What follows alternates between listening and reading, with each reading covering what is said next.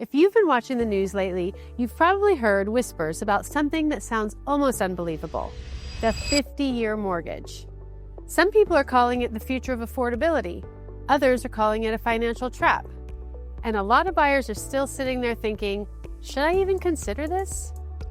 I'm Jennifer Klein, your real estate guide, and today I'm breaking down this in a way that's simple, calm, and actually helpful so you can make the decision that feels right for you. Let's talk about what a 50-year mortgage really means, who it helps, who it doesn't, and how to know if it belongs anywhere in your home buying strategy. Here's the part most people misunderstand. A 50-year mortgage is not designed to make homes cheaper.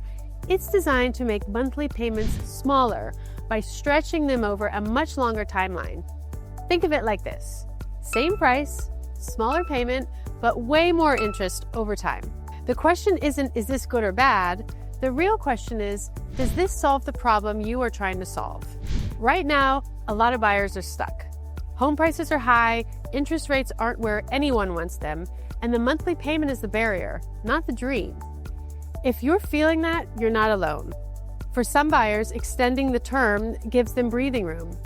It's a way to get into the home instead of waiting for a market shift that may or may not ever happen.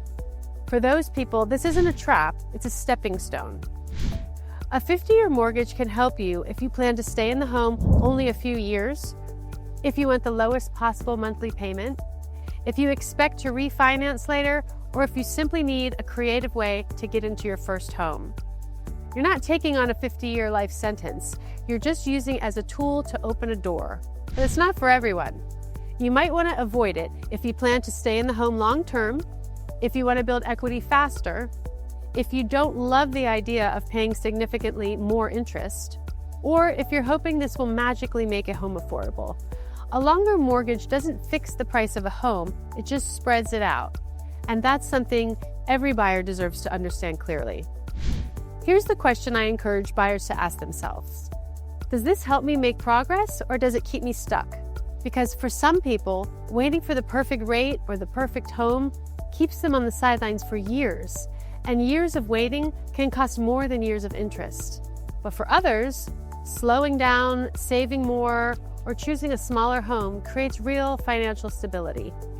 This is why advice online can feel confusing. It's not whether a 50-year mortgage is good or bad, it's about whether it fits your story, your goals, and your timeline.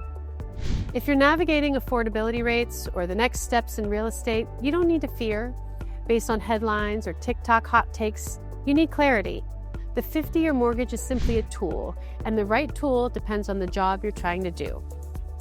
If this helped you understand the bigger picture, like this video, share it with someone who's thinking about buying, and subscribe for more grounded insights that cut through the noise. And if you want to talk through your own situation, whether a 50-year mortgage could help you or whether there's a better strategy, I'm here to help you make a decision that truly supports your life, not just your loan. I'm Jennifer Klein. Let's find the plan that works for you.